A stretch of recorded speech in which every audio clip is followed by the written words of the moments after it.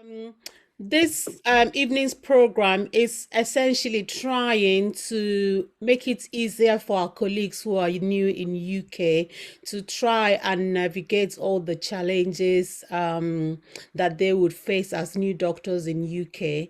It's by no means an attempt to replace your normal trust induction, but we're hoping to cover things that the normal trust induction will not be able to cover. So the first speaker tonight is Dr. Chris Abo, and he's going to start with the first things that you must do once you enter into UK.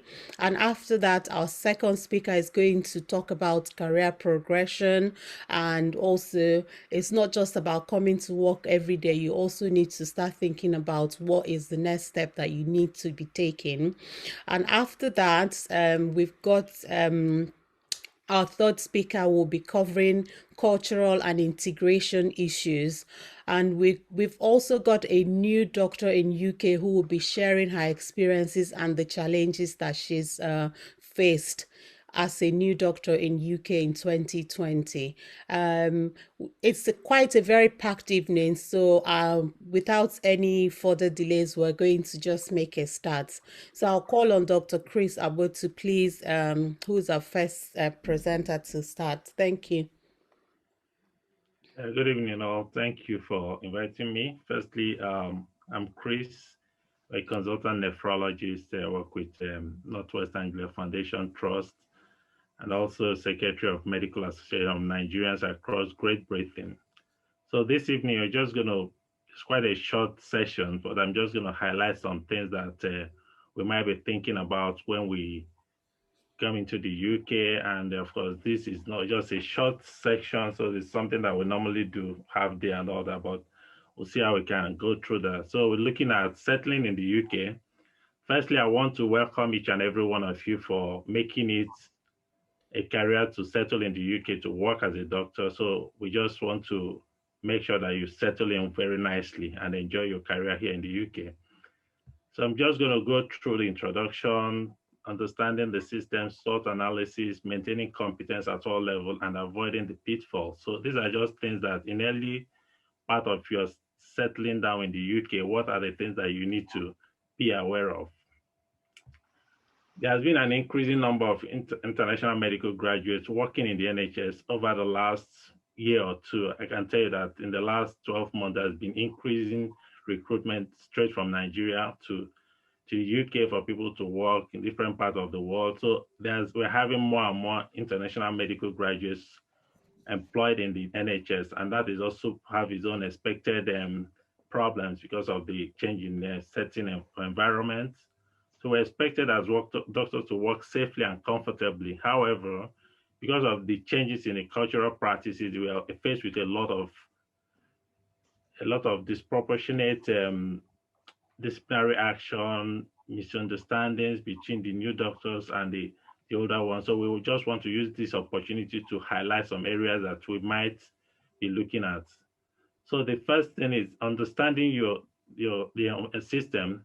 When you come to the UK, no matter where you trained in Nigeria, I can tell you for sure that the system is completely different. So you first of all have to acknowledge that where you're coming is completely different from where you are now is completely different from where you were coming in terms of the practice, the way things are done and all that. So that is one of the areas that you have to get yourself a good orientation on that. Know the region you're working and know the people. So if you're working in London, you have to be familiar with what goes on around there. It's different from if you're working in the far north or if you're working in the east. So you understand the region you're working in. So that will also help you to integrate quite easily. The cultural practice in NHS, you have to be is usually a culture shock when you come into the UK, start working in an NHS setting. There's for some of us that worked a bit in Nigeria before coming here, find out that things are completely different. The way you talk to people, the way you talk to your patient, the relatives, your colleagues, the way it's just different. There's no way you can say that the same way you're working in Nigeria, you want to work the same way here in the UK. So it's your ability to understand that there is a big cultural gap, a difference, and we have to understand the practices so that we can actually integrate smoothly. And above all, you're going to ensure that you maintain good medical practice, because before you qualify as a doctor, you are registered here with GMC. You must have gone through all the requirements. And once you are registered with the GMC, regardless of your level, is expected that you have to maintain good medical practice at all time. I know one of the speakers will be talking about that later. So the next thing we're talking about is as an individual, you've come to the UK, new doctor, that's your first job in the NHS. What are the things that is most paramount that you have to do? Firstly, you have to assess the situation. You have to do a sort analysis of yourself. Firstly, you say, oh, I'm coming in here. What are the strengths I have? Don't just feel that, oh, I don't have anything to offer. You've got something to offer. It might be that you have some organizational skill. You might be doing a lot of stuff in Nigeria, organizing one thing or the other. Is a skill that is required. So you need to look at yourself. Are you the type that are good at time management? Are you the type that are very particular in terms of the way you do things and all that? Those are some skills, those are some qualities that are desired. So you have to look at yourself and assess what are the strengths I have.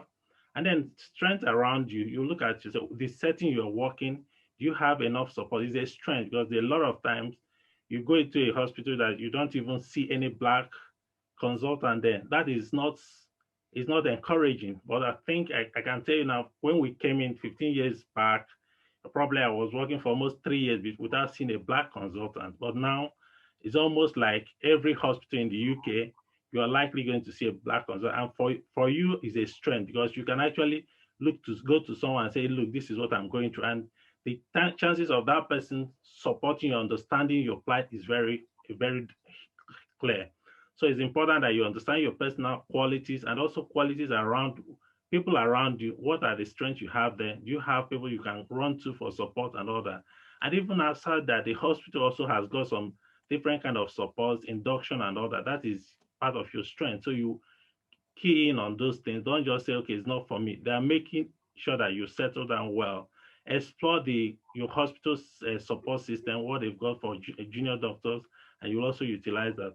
What are your weaknesses? You look at your weaknesses, you are coming into an unfamiliar ground. Most of the things you've been taught in medical school, I can tell you that a lot of those things, when you come in here, is completely different. So you have to start navigating your way through, understanding the skills that you need, the knowledge that you need, and also how to present those things. So it's not just about knowing a particular thing. The practices are different, and we're up to date in terms of guidelines and all that. So you need to be familiar with that. And because you're not familiar with those, it puts you at a disadvantage. So you have to be aware of your weaknesses. And for us, we're coming in with different kind of issues. You are struggling to settle down, looking for accommodation, staying with someone. So all those things are not things that are not comfortable at the earliest start when you start, because you have to actually keep a stable abode for you to actually maintain a good practice. So one of the areas is actually looking at your weaknesses.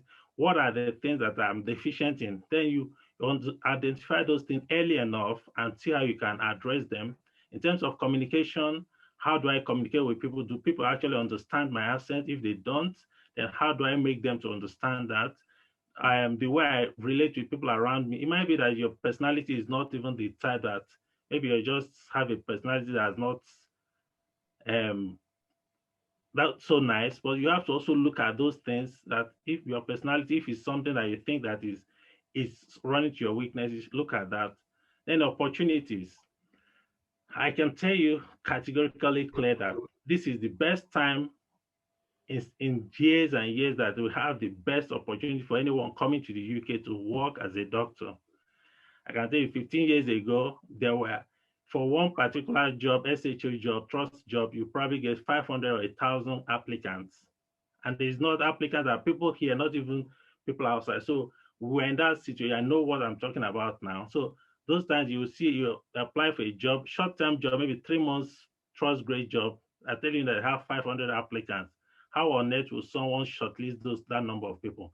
That was how bad it was then. So then it wasn't even about you getting a job, because they can only hire you when there's no UK or EU citizen that qualify for that job, unless you have a British citizenship or you have right to live. There's no work permit. They used to have permit-free training, but that was withheld at that point. So those were the critical period then, and a lot of people had to leave. But what I'm telling you now, you have a great opportunity because trusts are employing people straight from their home countries, doing their work permit for you, and with that, you can also get training posts. Let no man tell you that, oh, that these training posts are difficult. I can tell you now that we are getting more and more training posts, and people are getting sponsored to do training posts. Unlike before, you can't get training posts sponsored. So you have to be qualified for that. So you have a great opportunity. And the opportunity you have, you also have systems that are for your likes. Like we have different kind of association now, Nigerian associations that are helping doctors that are coming into the UK. It's a great opportunity for you, and you have opportunity to meet consultants coming from your own home that have also passed through that system. So that is a great opportunity for you. So you have to actually understand that. And the threats, there's a lot of threats there. The threat for the fact that you are on familiar ground, it depends on where you're working.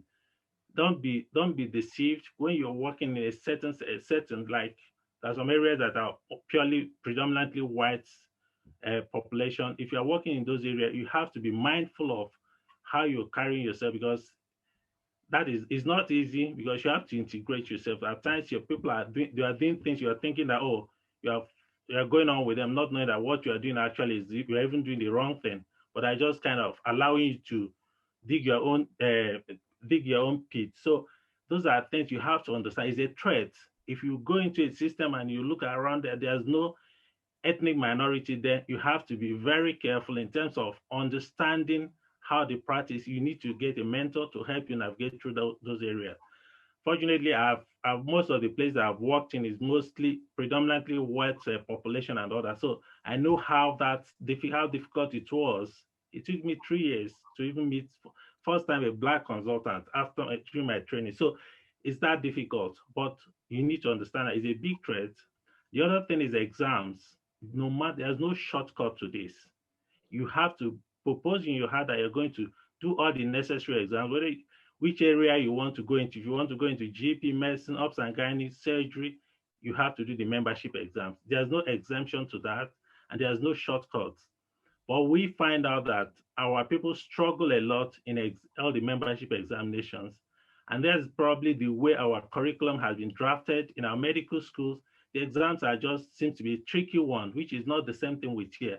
So we come from back home, sitting our exams, and we're thinking is the same mindset that the examiners use to set their question that are setting here. No, nobody is setting the question to trap you. They're setting the question just to make sure that you know what you're doing. You're a safe doctor. So don't think that if you have 4 questions in a multiple choice question, they're thinking that they are trying to trick you to answer the wrong one. Nobody is ready to do that. I've been involved in the exam setting and all that, and it's just straightforward. What they're trying to do just to test your knowledge. So it's completely different.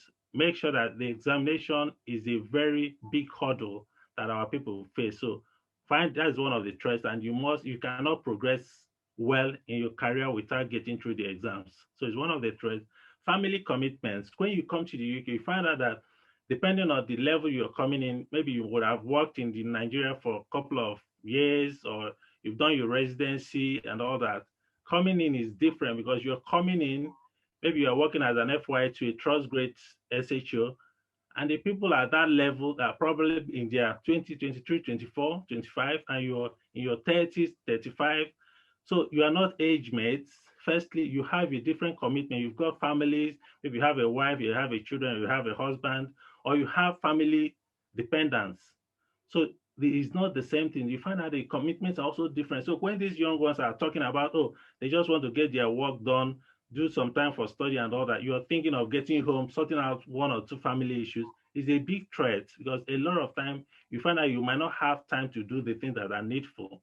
So it's very important for you to understand the threats. And of course, we talked about the age, the people that you're likely going to be working with and all that are like not you probably be maybe 10 years older than them, but you're going to be at the same level. So you have to understand those and also look at them from that perspective. Because if you don't, you're thinking that, oh, this person is just as age as but you're far older than that person. And that could also be a threat. Finances, I brought it here because a lot of time we don't talk about that, but it's very important when you come to the UK. Be very careful about how you manage your finances. Don't go into any credit agreement without actually being very clear on how you're going to settle it, because any slightest mistake you make, it could affect your credit rating. And once that happens, it takes a long time for you to recover. So be very careful about your expenses, getting credit cards and all that stuff. Be very, very careful on that. So we'll move on to maintaining your maintaining competencies. So when you've settled down, you've identified your strength, your weakness, the opportunities you have, your threats, and all that. So as an individual, you set up your goals. Don't just say, "Oh, I'm just coming here to start working." That is not enough. You can't come to the UK and say, "Okay, I just want to do this trust grade job," feeling cool that you're working in this big hospital. No, that's not enough. Working in Cambridge University Hospital as an SHO, that is not a career. So you have to set a goal for yourself. Now I've come in here, in the next 1 year, what am I going to be doing in the next 5 years? So you set that clear goals and work out how you're going to achieve that. So those are the things you need to know as you settle down in the UK. At maintaining your technical and non-technical skills, the generic skills are there. So there are a lot of things that you need to learn when you come to the UK. The basic skills, if you're an SHO, all the procedures and all that. Those things, there are things you might have done in Nigeria, but I tell you that those things, no matter how simple they are, you can't do it the same way you did it in Nigeria.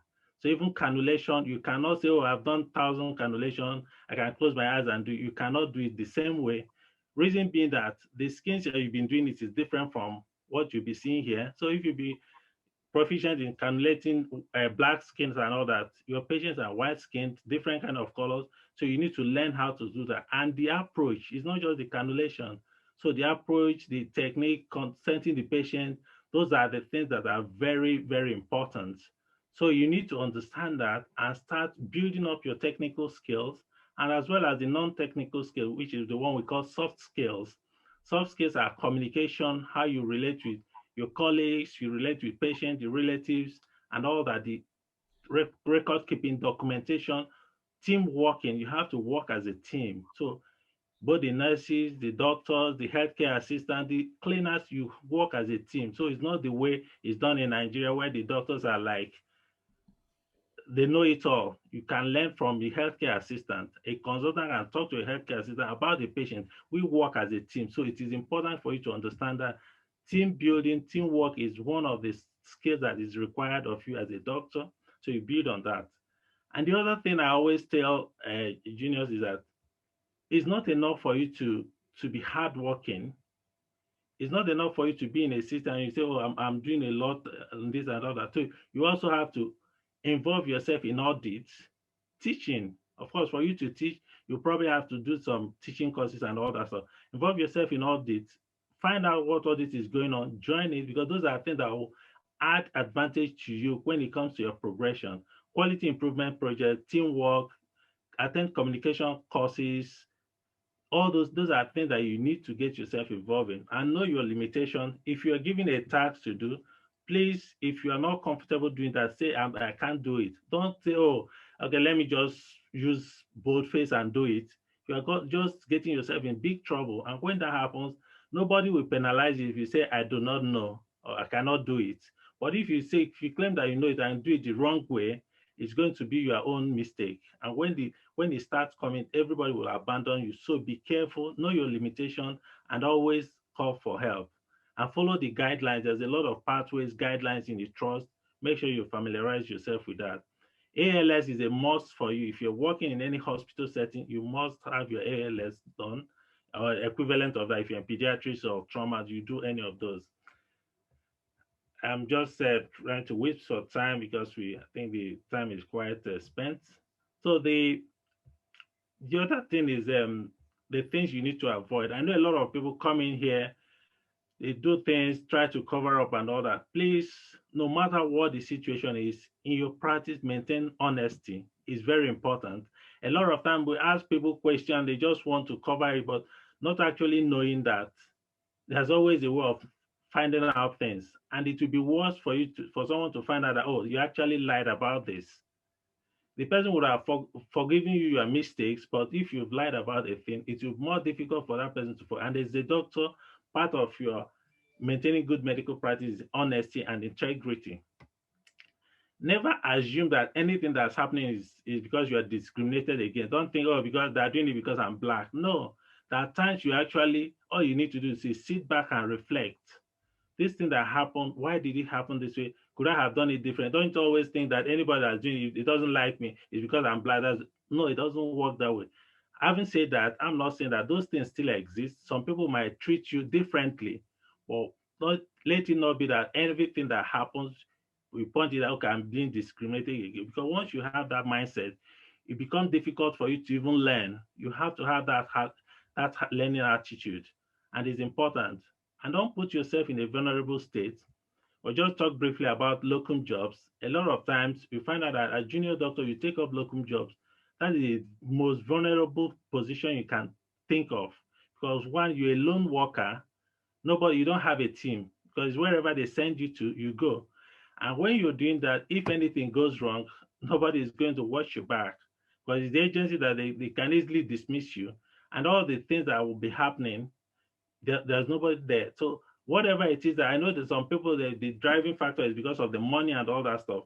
But I can tell you that you focus on your career. When you get to the level of a consultant or a reasonable level, you can say, okay, you know what, you've understood the system, you can know how to manage some of the challenges, but not at the early stage of your career. I will not advise you, I will strongly advise you against taking up a locum job as an SHO at the level you are, because you need to make sure that you actually navigate your way to a stable level in your career, because you need to understand the system very well. But when things go wrong, as a locum, I can tell you that you are left on your own. Just to conclude, the way forward, you need to seek a mentor. It's very important that you get a mentor.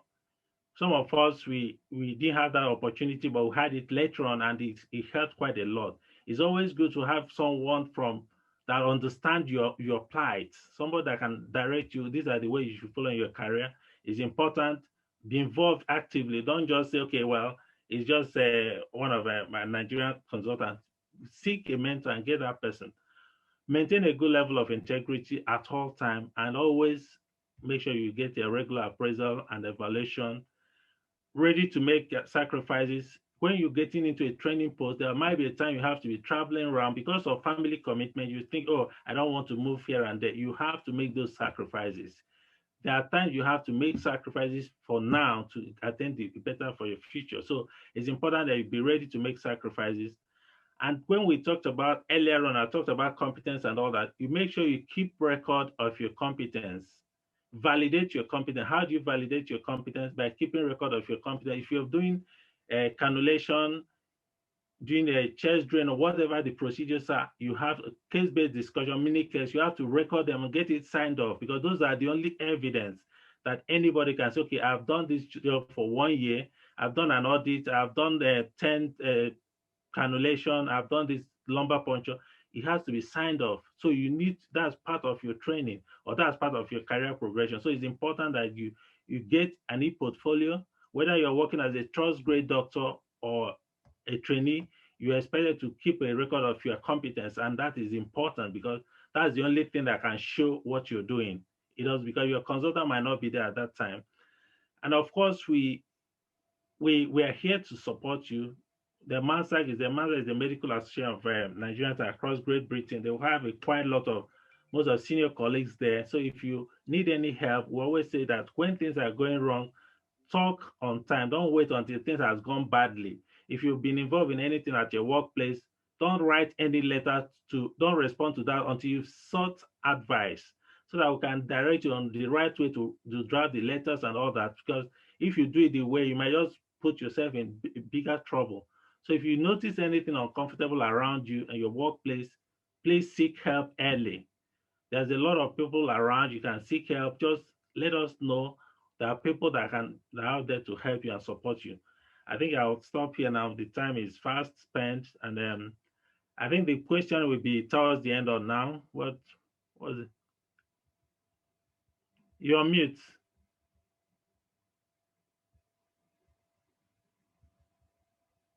We can't hear you.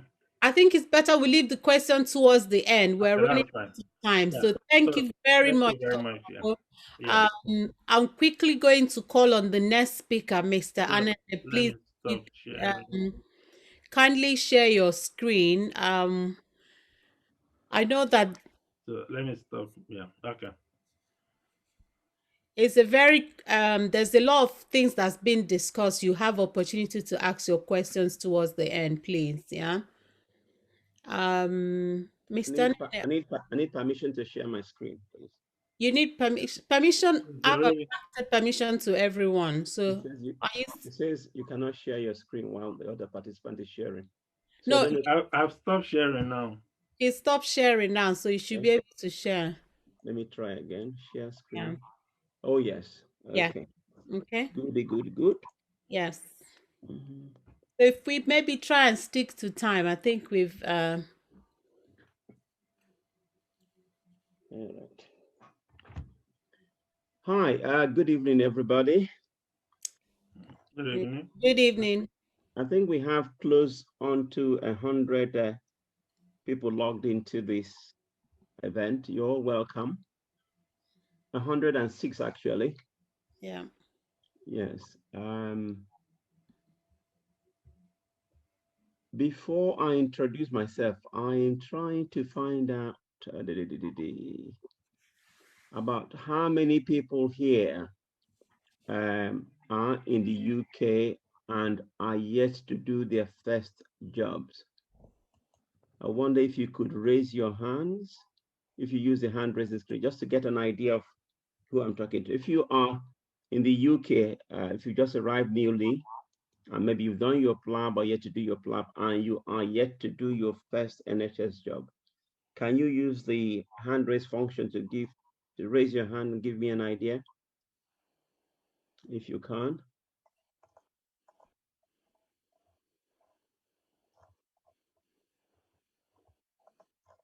Okay, that's not working. I think a few people. I don't even know how to use that function. It's coming, Chris. It's coming. It's Lots of them are raising their hands. Okay, it's not showing on mine.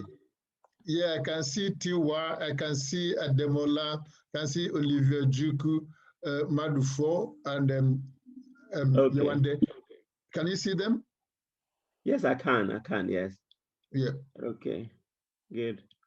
Right, okay, just to get an idea of who I'm talking to. Right, let me introduce myself and give you an idea of who is talking. In Nigeria, I'll be called an old gago. I've been working in the National Health Service for the past 36 years. Next month will make it 37 years. So I've been here for quite a while. And what I would like to do is really mostly to have a conversation with you, mostly with anecdotes and how I have gone through the system and my suggestions on how the approach, the mindset you should use that will help you, because I think those are the things that helped me. Most things, achievements is part inspiration, part perspiration, and also part luck. You know, the luck of the draw.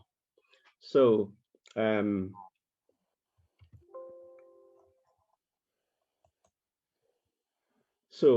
I'm going to focus on these three topics, and fortunately, Chris before that has actually gone into the detail of most of it.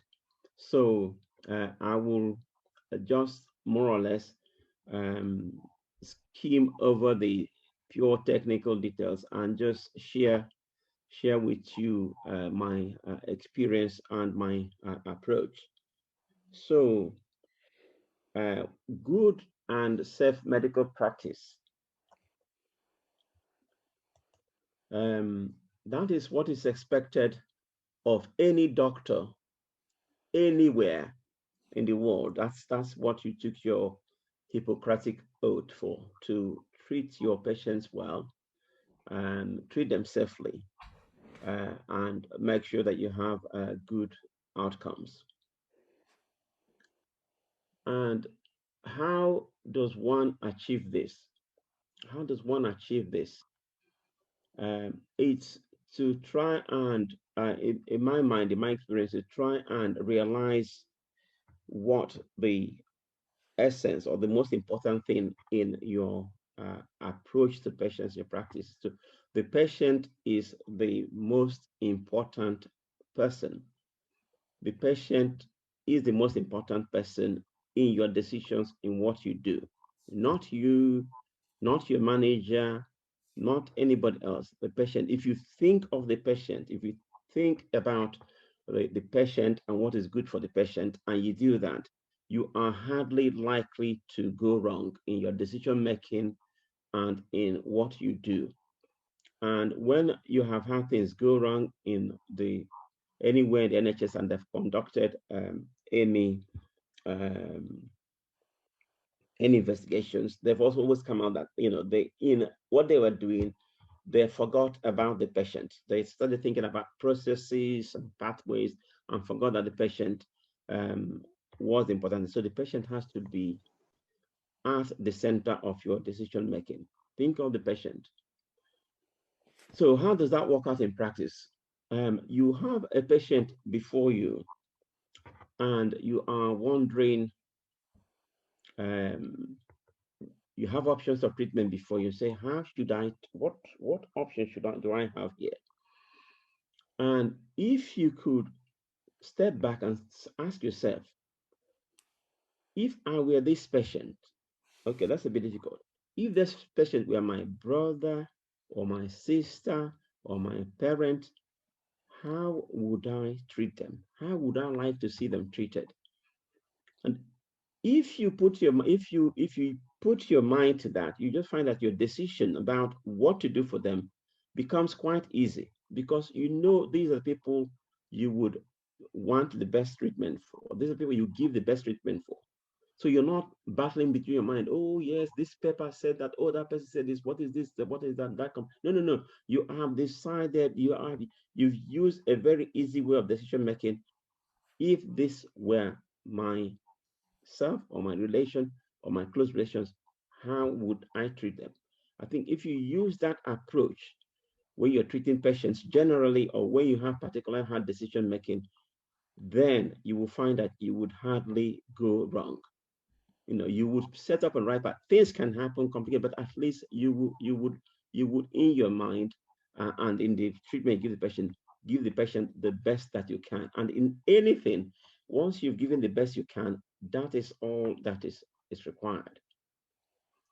When occasionally I find these days, when people are, this is in the surgical field, when people are giving people options of treatment, say, oh, there's this, there is this, there is that, there is that, there is that. What would you like? And most patients are not informed enough to be able to make the decision. And what you owe it to the patients, if they come back and ask you, doctor, I'm not really sure, what do you recommend? That doesn't bind you. The patient still has the option. So, well, in my view, I think this is what would be best for you. And if you're saying that honestly, because what do you think is for the patient, then that's fine. You're giving that patient an option to choose from based on your advice. It doesn't mean that that's what they must do. You can't force that decision, but you're telling them, this is amongst the options available. This is the direction. This is what I would think would be best for you. So that makes that area of medical practice easy, deciding what to do for your patient. Once you have the patient's best interest at heart and want to treat them as you would treat the person nearest to you, you won't have any particular challenge in coming to that decision. There won't be. You won't need to agonize. So the easy part then is how do you then go to make sure you give the patient good quality medical intervention. And that's again what Chris Fortunate has gone over and at length. You have to make sure you have the appropriate knowledge, keep yourself up to date. You have to have the appropriate skills, make sure you learn properly. Do not, do not, do not go and start doing something you don't have the skills to do. Don't do it because you think, oh, they might think I don't know. Don't do it because you think, oh, well, I'm sure. But no, no. You only do things you know you have the skills to do. You've practiced it, you've learned it, or at the time you're doing it the first time, you make sure you have the support. People will easily forget the hundreds of good cases you have done well. They will remember the single bad case you did badly. So try at all times to make sure you do not do anything that is outside the range of your skill or the knowledge base you have. You have the good fortune at this stage of having support above you. You have your registrar you can call upon. If you're registered, you have the consultant you can call upon. I suppose when you get to consult level is when you then have to make final decisions. And really, when you do get to be a consultant, is because people now feel they can trust you, and now the level where you can make a decision, clear-headed decisions about patients management. Even though at that level, if you have difficulty with coming to an opinion, that is in diagnosis or in how to manage a patient, you still have the option of getting a second opinion in difficult cases before you proceed. Don't feel at any stage that, oh, my asking for help might make people think that I don't know. And of course, more and more for these days, make sure from your reading and from lectures and from going for courses that you know what is supposed to be the best treatment or the ideal treatment based on evidence these days. Because at the early stage, well, in days gone by, people just went by what was accepted, what thought was good. No, now people, for every practice, most things you do, people have gone to look and to see whether there is sufficient evidence to show that this is a good procedure, good intervention, and to show that what the outcomes are. So you should try and apply that evidence-based, or make sure that anytime whatever you're doing is evidence-based. If you follow these guidelines and this thing, you will be able to deliver good good medical practice, good and safe medical practice. So following quickly again, which is important to the group we have here, is the question of mentoring. And again, which I think my friend Chris has spoken at, has mentioned it. And really, we need to know what mentoring is or is supposed to be. And mentoring is a relationship between usually between two people, somebody who mentors and the person who is being mentored, the mentee, if you may use the big word. And your mentor is supposed to be the equivalent of your guardian and also your guide. It's the person who looks after you in a way, looks after you career-wise, and who then tries to guide you through the system as you progress. It is effectively really a proper mentoring relationship is often a lifelong or career long relationship. And for it to work, there needs to be trust developed at the beginning as it goes along between the mentor and the mentee. If there isn't, really, it doesn't work very well, because you have to be two people who can speak frankly and honestly to each other, and understand that whatever the person is telling you is based on what they think is best for you. They don't have any axe to grind. So you're able to receive whatever advice you have given. In my career experience, I didn't have official mentors or people I went to mentor me. But I had, by stroke of good luck or fortune, people who gave me support at the early stage of my career in the UK. And as somebody mentioned, in those early days, it was most places where we were the single black face around there. So you didn't have the advantage of somebody who's had the experience, and we often came. Well, when I arrived here, I think I blundered along, and I think in my first job, which was a senior house officer job in Southampton, I was fortunate that one of the senior sisters on the ward, um, it wasn't official, decided, mentored me really, mentored me in a way. I think she understood that I came from a different environment and tried her best to put me right. And I think if I hadn't listened and followed advice she gave, which I realized was well meant, I would have blundered a lot at the beginning. And if you miss it the first time, if you blunder the first time, it often follows you through your career. I'll give you an example of one of the things I used to do. I, I don't know whether people who come from Nigeria still used to that. Sorry, We're when we running out of time, so if you could please round up in a minute or two. Thank all you. right, sorry, I put my okay, sorry. I Yeah. put in my timer here. Okay, sorry. So quickly, I didn't know I was rambling on. So Yeah. um that's what mentoring is. It's a lifetime relationship. It needs to be lifelong. The person who's guiding you needs to guide you through all the time. When you come to applying for jobs, going through exams, there are the people they're the people you need to touch base with, and they will advise you and tell you what to do.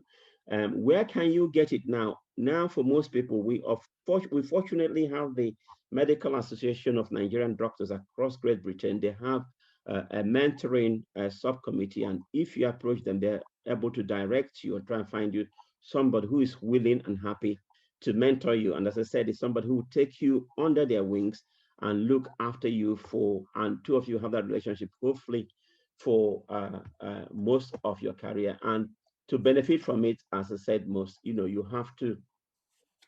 it has to be a relationship of trust between the mentor and the mentee. So I think that will just go quickly into career progression, where it's very important for you to know when you arrive, to know what it is that you really want to do. We in the old days, people came here mostly to become a specialist, to specialize. That's what they came. And often when they arrived, they found that the system was such that they couldn't progress very far. But now I'm happy to see that most of the people who are arriving know exactly the direction they are traveling. And it's good to know it and start going towards the career you want to pursue, be it hospital-based practice, be it public health, or be it GP practice. You need to make that decision early and follow it. And then once you made the decision, again, this is where your mentor helps you or your advice. You need to know what is possible based on your personal circumstances. If you're newly married, or if you're a young couple with children, and both of you are doctors, you need to decide quickly what is possible, what you can really achieve because of your personal circumstances. And then when you choose a specialty area, you need to know the possibilities and the potential, how tight it is there, how difficult it is, what is involved, to know whether your personal circumstances and your ability and your capacity will make it possible for you to pursue that career to the end. So um, I think I'll sort of stop there, and later on, if there are any questions, I'll answer this quite happily. Thank you. Thank you very much. We'll take questions at the end. So if I can quickly call on the next speaker, Mr. Albert, he's going to be touching on cultural and integration issues. This is a very, very important segment, and this is one of the areas that the trust or GMC induction that they're not able to cover, because these are the issues we have due to our culture. This event is being recorded, so if you miss it, please don't worry. We're going to record it. It's going to be available on our YouTube, UNN YouTube page. Thank you. Thank you, Amaka. I'm Dr. Ogudike. Is my friend, Mr. Anele, that is a Mr. He's a surgeon. I'm a GP. Right. Thank you very much for getting me to talk on this. It has always been my desire to, can you see me? Sorry. Yeah, Yes. we can see you. We can It hear has always been your slides. Yeah, great. It has always been my desire to talk to our young people coming into this country to start practicing as doctors, mainly because I have a peculiar experience myself. I came into this country not because I planned to do that, but it is something I could share with anybody privately. However, my remit this evening is to talk about cultural integration in the United Kingdom, especially as affects a doctor coming to practice in the UK from Nigeria. Thank you very much, Chris, for covering almost a whole lot of ground, and of course, Mr. Ibize for doing all the job talking about mentorship, which I was going to touch on. Just a second, let me just get something. Right, so today, as you can see from the slides, I started by putting up the culture shock, which Chris touched on. And you may wonder why I said clinical attachment or not. I'm sure Mr. Ibize would agree with me that at the time most of us came, I came in 1997, it was quite difficult. I don't know how it was in his own time, but I think Chris had similar experience with me. When we came in here, that was when Europe was opened up and a lot of people were coming from Eastern Europe and a lot of professionals. So it was almost like the door was shut. Most of the people coming in from Nigeria this time, they're quite lucky that now in Nigeria, you can take your plab, first plab or second plab, and come into this place and do the rest. And then some people are lucky. They already got a job from Nigeria before they come here. But by the time we did ours, it was different. There was karma at that time. And you couldn't get jobs because everything was completely shut out on us. But that is by the way, we managed. So if you coming straight from Nigeria and you haven't done things like clinical attachment, it is difficult. It's going to be difficult for you because you're coming from a culture where, like Mr. Ibize said, you're coming from a culture where the doctor is always right and you dare not speak to a doctor, to a culture where you got to respect everybody. If you have the opportunity to do clinical attachment in this country, please do that. But if you don't, in your first job, my advice would be to make sure that you make everybody, that you respect everybody you meet on the way. You just have to do that. There's no shortcut to that. you are not always right. Like Chris said, starting from the healthcare assistant and the cleaner down to a consultant, it is a team job. So that is the first thing you have to learn. You have to understand that.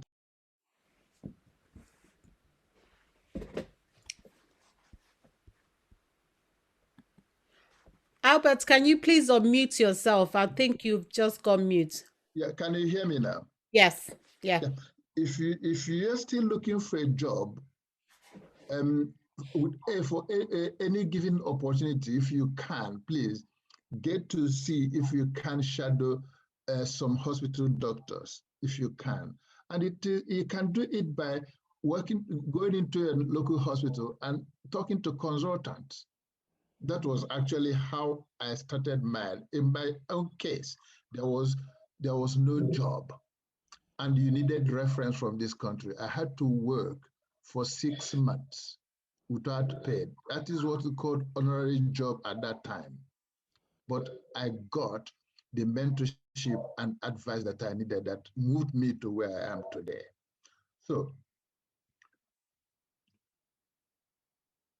still talking on culture change, one thing I will advise all of you as you come into work in the UK from Nigeria is, first of all, to calm down, take a deep breath. Don't think the world is ending, and of course, don't think you know it all, but attend to certain things. One is communication. And the general point on the communication is that you have to attend to the environment you're working in. It's no longer business as usual when you come to the UK. You cannot throw things out anyhow.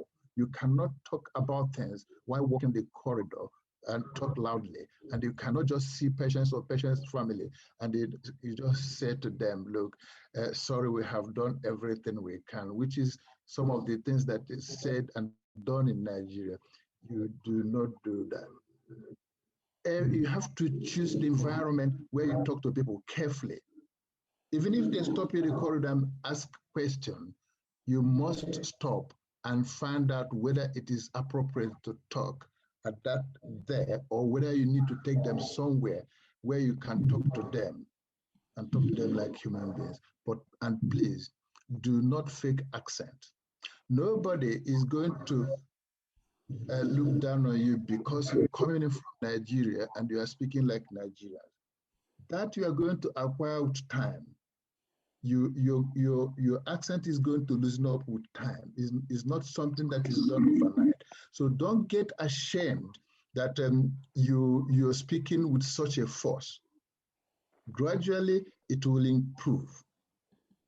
The worst thing that can happen to you is coming here the first time and begin to think that, oh, I can change my accent and I can start speaking like them. You can't, because when you do, sometimes you make a mess of everything and you make fun of yourself. One of the things that happen to us as Nigerians is that we speak with all our body, our head, our hands, our everything.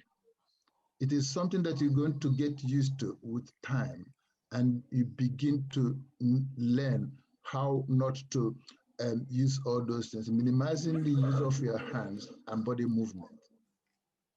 In this country, it is a practice to maintain eye contact.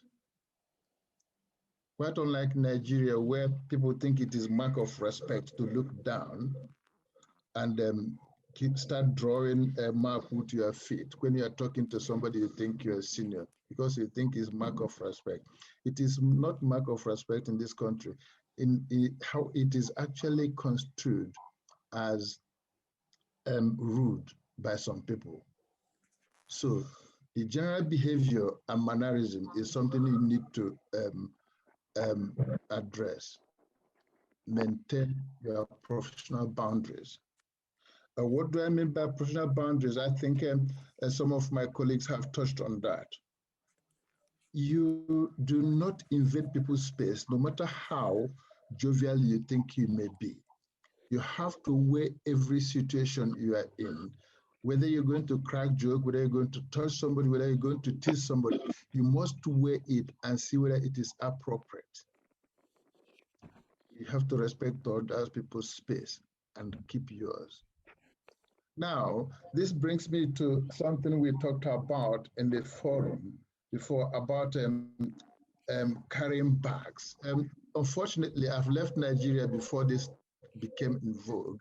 I never carried bag while I was in Nigeria, but I was to understand that it became some practice where if you're a resident or if you're a junior doctor, one of the things you must do is to carry a bag and carry all loads and stuff.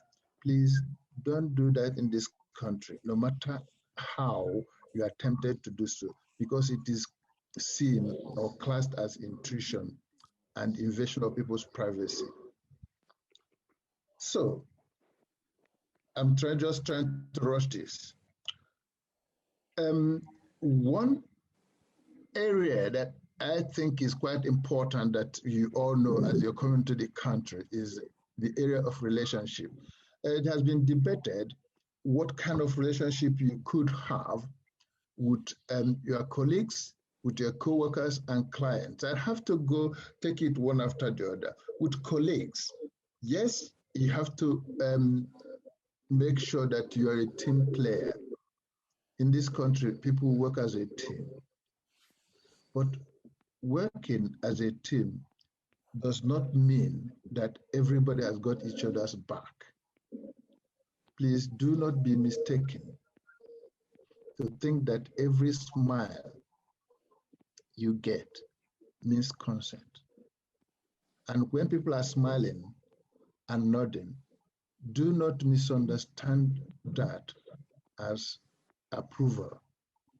In fact, one of the ways myself and my wife look at things, that in this country, when people are smiling broadly and cheering you up and very happy with you, you must go back and try to review what you are doing to see if you are doing things right. Because that is the time when you're digging your grave, like Chris said, that's the time everybody will seem to be cheering you up as you getting deeper and deeper.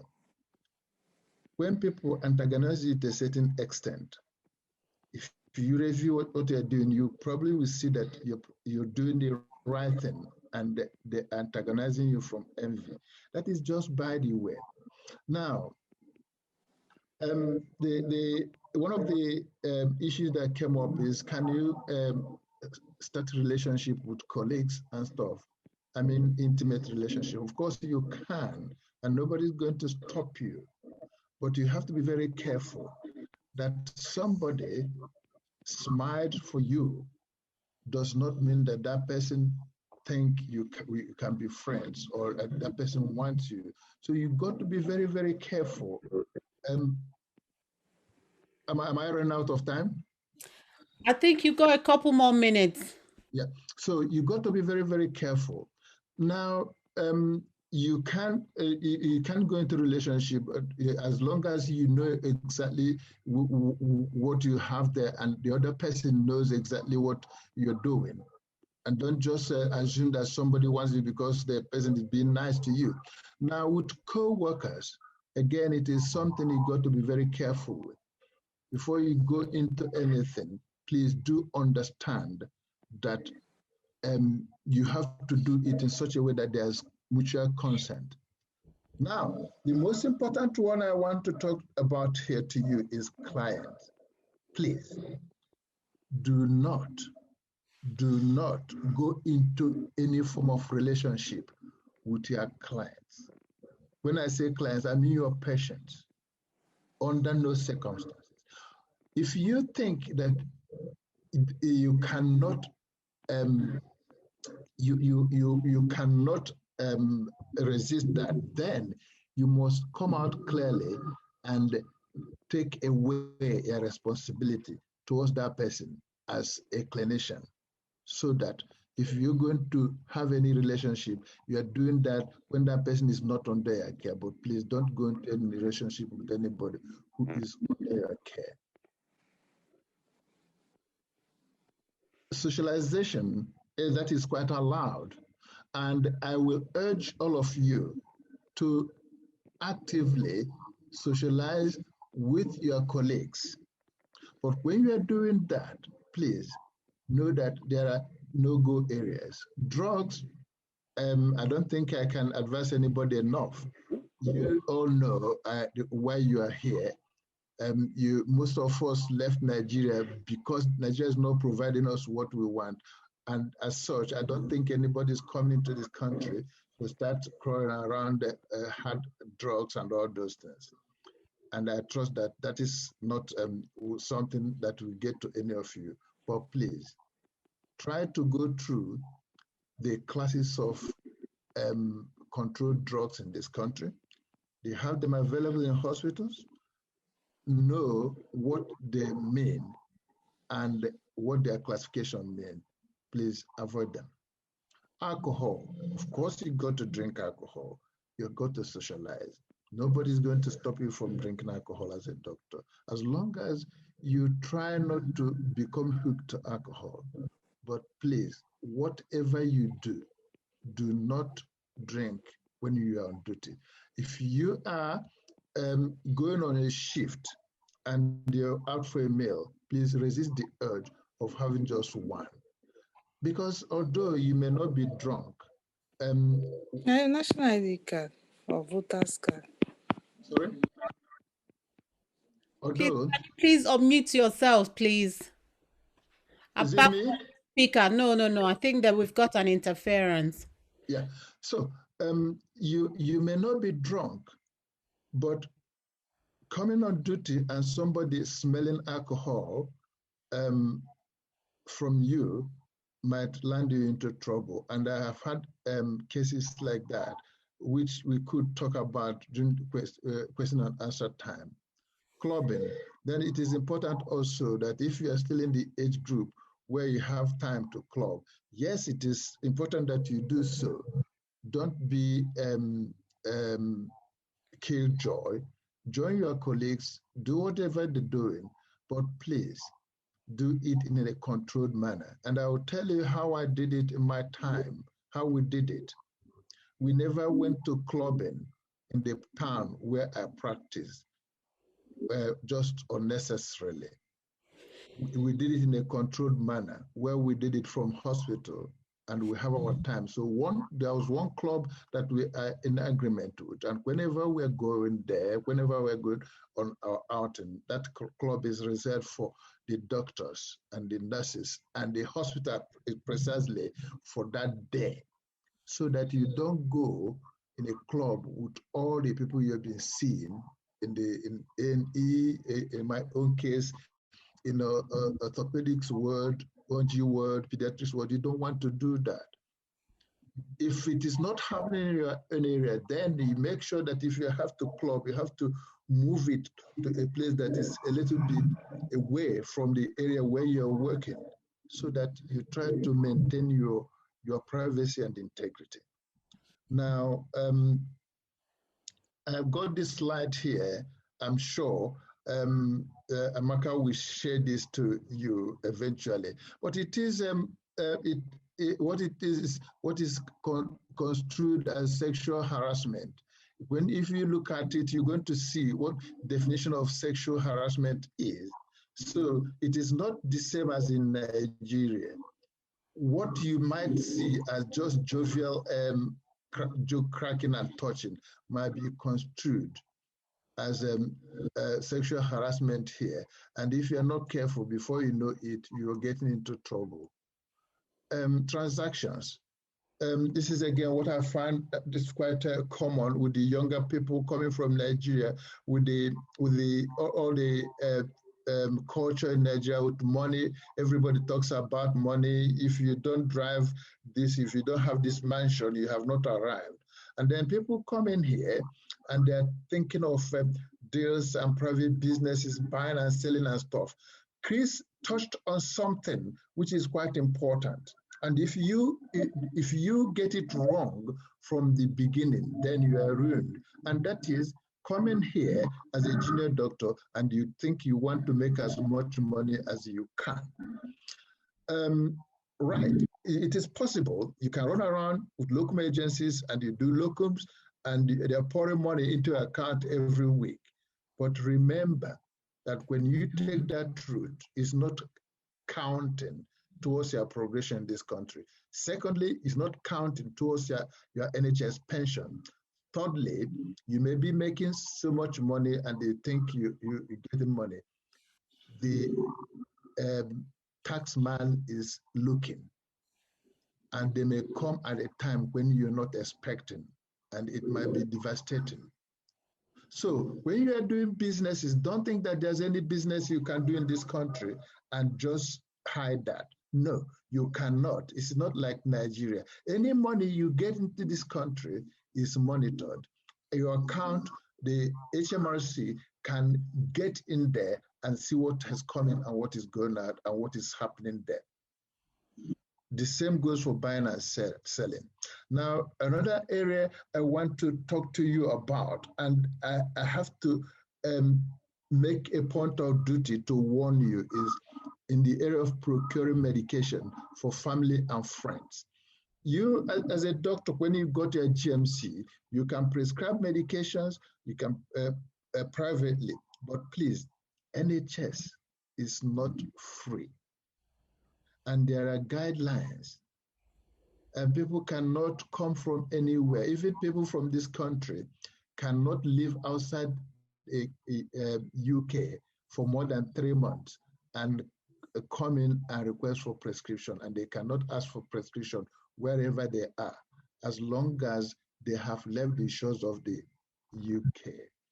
Even what I'm talking of indigenous people, talk less of somebody who is from another country. Even if you are a citizen, it does not qualify you to have free NHS treatment unless you meet certain criteria, which means you must have been in this country for at least 3 months. Before now, there's what is called necessary treatment, which people get when they are here on holiday. Do not mistake it as people being entitled to free NHS.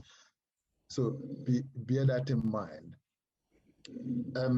Household, before I quickly round this up, I want to say, please, most of us are coming here with our families, as some are still single. But if you come here with your young family, wife and children, please know that even though you are the sole breadwinner, you are the one providing everything in the household, everybody in that household has got a right.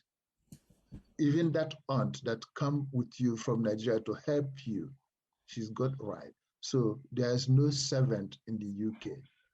And what people refer to as house help or maid back home are classed here as modern day slavery.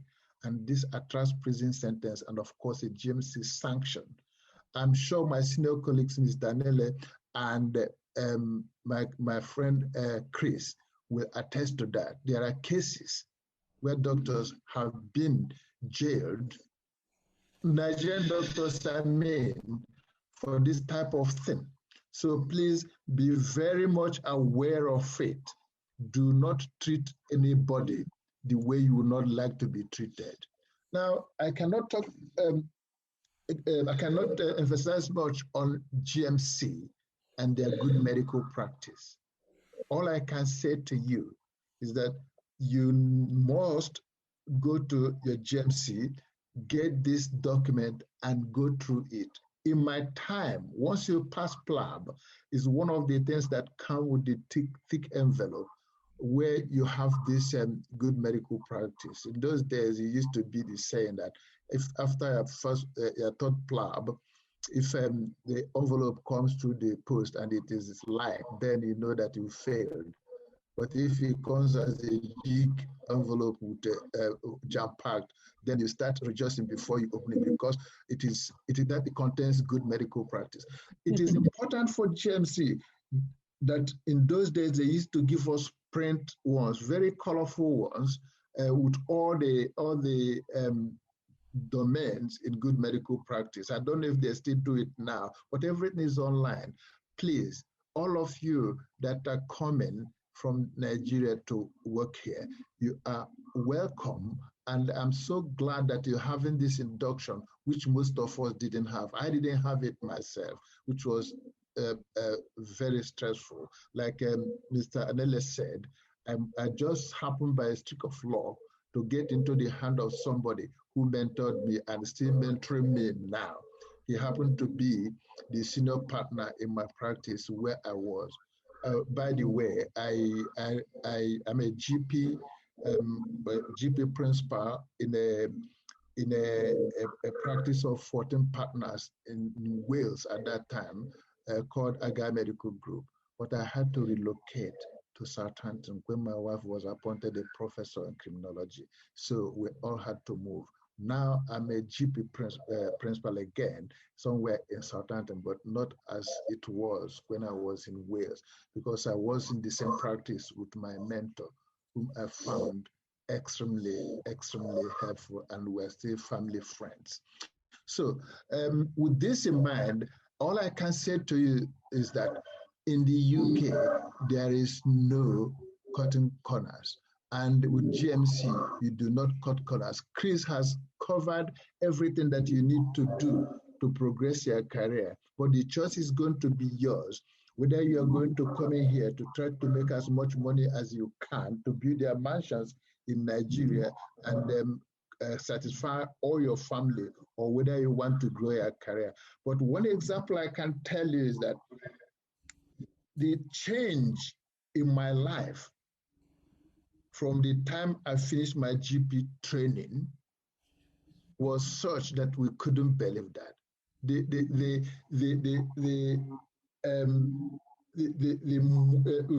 shift in my status, my earning.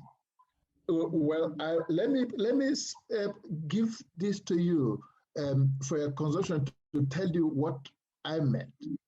I moved from a salary of 30,000 per annum to my first job with the local head board, which was 95,000 per annum. That job I had for 4 years.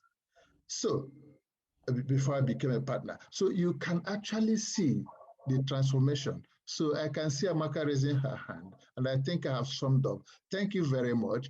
I will be prepared to take questions during the question time, and I welcome all of you who want to chat with me privately to do so. I'm always there to help. I wouldn't want people to go through the things I went through in my first 18 months in this country. Thank you. Thank you so much, Dr. Albert. That was such a fantastic talk. We're quickly running out of time. We're going to take questions at the end, but I'm going to call on our last speaker tonight. She's a new doctor in UK, and we would like to hear from her just for 5 minutes, just to tell us what challenges she faced, where she thinks that we can help, or despite the inductions, where areas that she feels are still not being covered. She's just finishing her on call tonight, so it took such a huge commitment for her to be here. So Kamara, if you're here, can you please unmute yourself? And we would like to hear from you before we take questions, please. Hello. We can Can hear you guys hear me? Yes. So she's calling from her car Okay, in a so she might not be able to join on video, but we can hear you. Okay. Hello, everybody. Good evening. I'm sorry that I'm joining like this. But I've already made this commitment to speak, so and it's a noble course that we're doing, so I just have to like complete what I've already started, right? Yeah. So I'm just joining now, and I've heard what the speaker before me saying, and I think this is a very good thing to give people induction before they get in here, because there are so many unknowns, and when you have people showing you what to expect before you even come in, it helps you like forestall some of the mistakes and the things that we would have done that would give us a straight path. So it's a good thing we're doing this. I don't have much to say. I came in last year, March, just at the height of the pandemic, before the lockdown. In fact, I came in a day before the lockdown. And I've had some challenges, but I would not say that those challenges are so many. And the reason why I would say that is because before I came here, I really disturbed a lot of people by asking questions. So I think asking questions is a very huge thing that we need to do. Amaka is smiling because she knows how I disturbed her life that period. In that period. You just have to ask questions. It's the truth. I'm Igbo, and in Igbo language, they say someone who asks questions can never lose the way.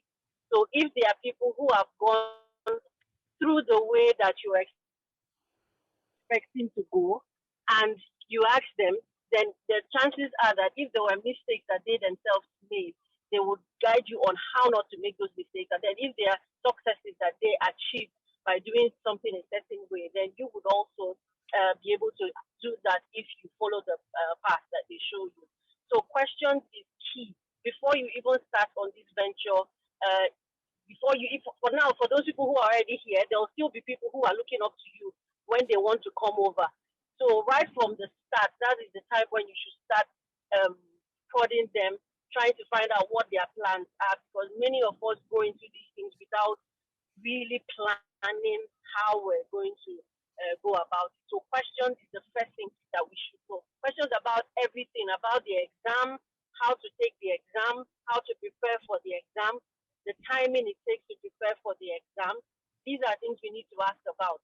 Then when we do get jobs, things that look as simple as you got an interview, and before you go to sit for that interview, I was given advice by others who were before me to try and contact people who you know that might be in that town where you're being offered that job. If maybe the job hasn't been given, but they've given you an interview to sit for the interview.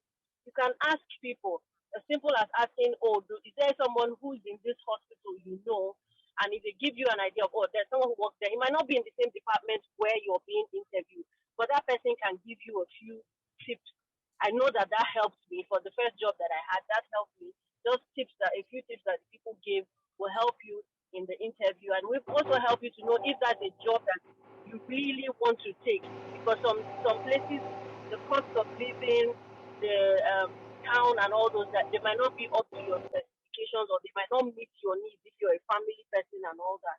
So asking those questions will help you make informed decisions about what you want to do. I think the NHS trust, when they do inductions, they try by doing those inductions, but we don't get everything, all the information we need. So that's why I think this thing that Amaka and all of us are doing now is a very good thing, because it helps to give us the induction based on our own specifications, we being Nigerians coming from the same place. So it's good with the NHS induction, just be involved in it. Everything that they tell you to do in that induction, just be part of it, because it helps give you a good start in that trust where you're going to work, but still ask the questions, like I would say. Some of the things that were challenges for me is like when you start work, in terms of your salary, it's important to find out when you're doing your interviews, to ask about the different conditions for the contract that you're going for, because many of us were so excited, we've gotten the job, and we're not really like asking the details, taking time to find out what are the details in terms of what's your actual take home, what are the hours that you're supposed to work, and what's even the job. I know of plenty of people who have gone for interviews and they were not even qualified for the post that they were interviewed for. And it's when they get there that they see something that is beyond them and all that. So those are things we need to find out before we start accepting the offers and people start going for interviews and all that. Then one specific thing that really gave me trouble was because I just worked for about 4 or 5 months in a hospital before I started my GP training. I didn't know anything about what's called the P60 form.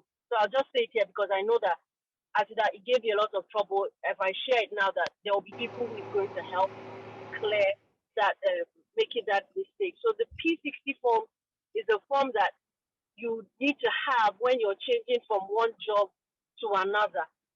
So before you leave the first job, before you even resign, you should make a request that you need that P60 form, because that's the form that has the details of your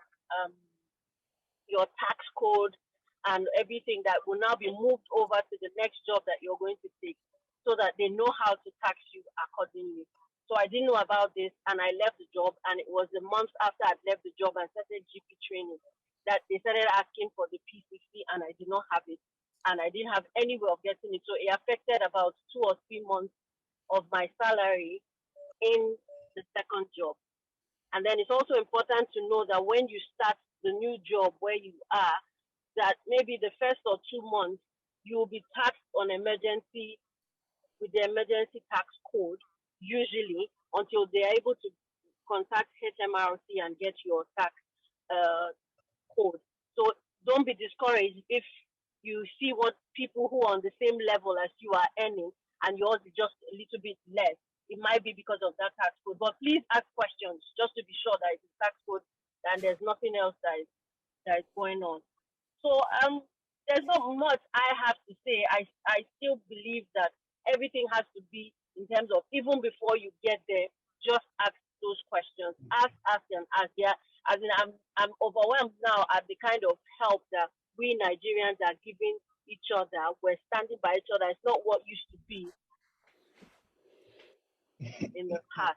So don't say that people are not there helping. There are loads and loads of people who want to help. So that's what I can say now, for now. Abaka, over to you. Thank you so much, Kamara. This is very helpful. We're quickly running out of time. I've got really very important questions here that I must take. So I think someone wanted you to go through what the P60 is again. So, Kamara, are you able to just quickly explain what the P60 is? Okay. Yeah. The P60 can I say, I think it's probably P45 that you're talking P45, about. yeah. P45, that's one they give you in your tax I'm card. so sorry. Yeah. Yes, P45. yes. Yes. Yes. Okay, and Yes.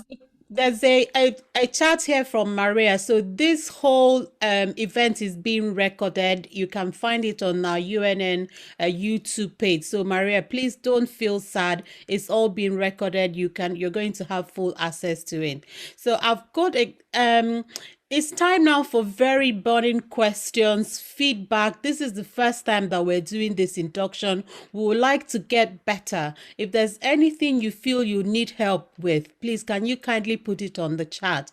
But there's a question here from C123 and it says, I started my first job 5 months ago and I've got very terrible feedbacks in my e-portfolio, especially in communication and teamwork. It has left me very devastated as I feel it will affect further applications and training. Please, what is the way forward as my confidence has really been affected? Thank you.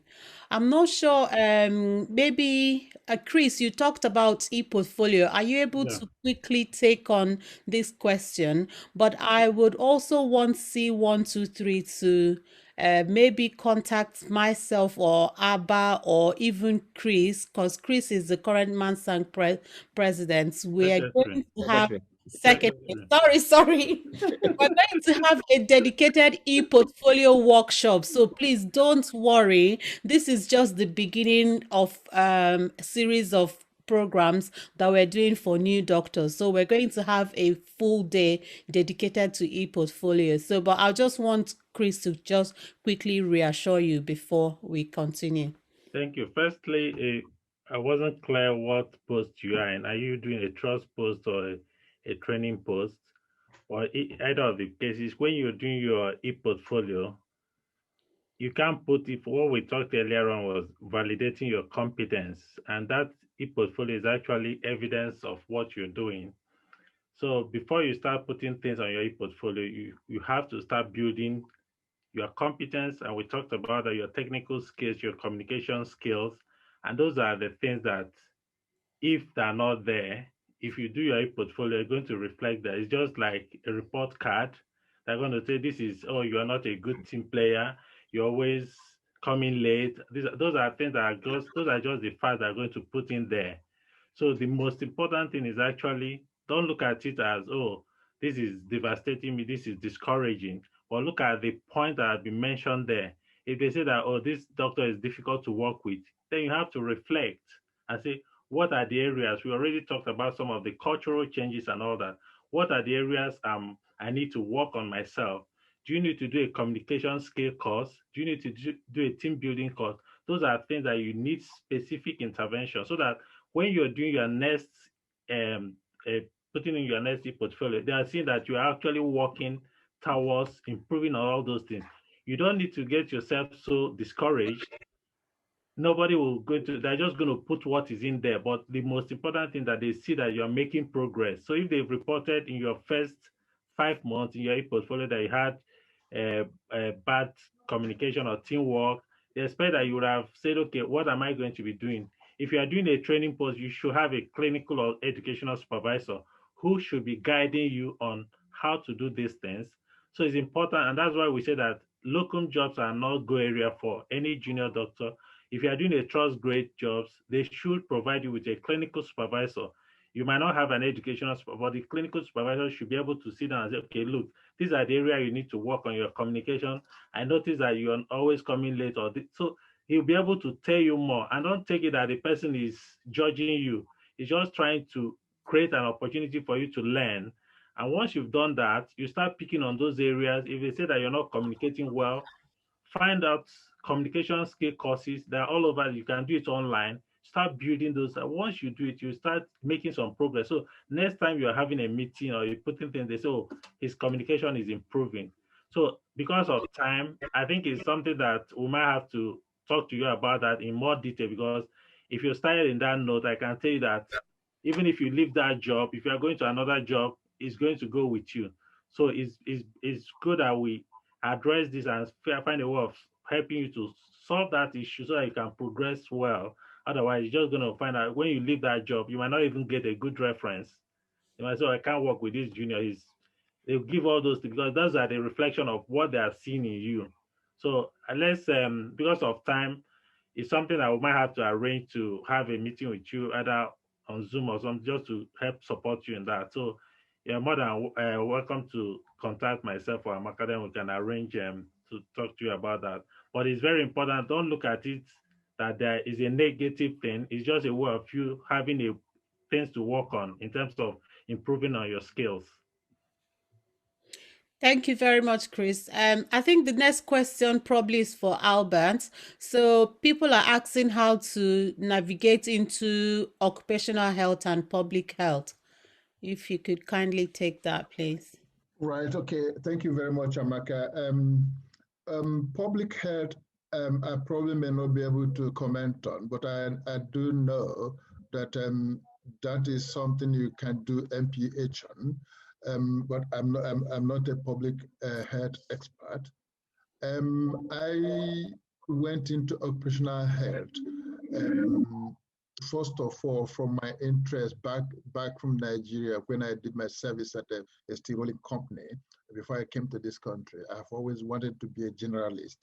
So fortunately, when I started the 6 months honorary job, which I started in London, I ran into two people, Mr. Mitchell and Mr. Harrison, and they took me into their wings and then guided me. And it was Mr. Mitchell that said to me, look, you got to leave London. And this is something I haven't had time to say to the young stars coming in, although as it is now, most of them get jobs before they come to this place. So it's not as hard as it was in my time. Mr. Mitchell said, you got to leave London and look to go to the hinterlands.